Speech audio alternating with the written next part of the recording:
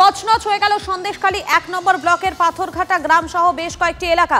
দীপঙ্কর রয়েছেন আমাদের প্রতিনিধি এই মুহূর্তে। দীপঙ্কর, এই মুহূর্তে সেখানে কি পরিস্থিতি?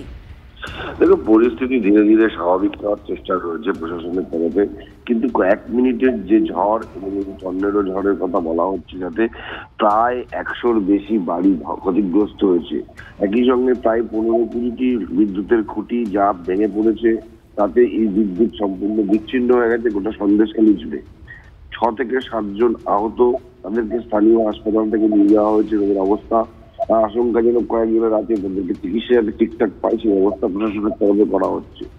কিন্তু প্রশ্ন হচ্ছে, যেভাবে ক্ষতিগ্রস্ত হয়েছে এই ক্ষতিগ্রস্ত অবস্থায় এই পরিবারগুলো এরকম একটা উৎসব মুখর দিলে কিভাবে আবার পুনরায় স্বাভাবিক অবস্থানে ফিরবে, সেটা প্রশাসনের তরফে দেখা হচ্ছে। যত দ্রুত সম্ভব তাদের ভেঙে যাওয়া ঘর স্বাভাবিক পরিস্থিতিতে ফিরিয়ে নিয়ে আসা, এই প্রচেষ্টাই কিন্তু সকাল থেকে শুরু হয়েছে।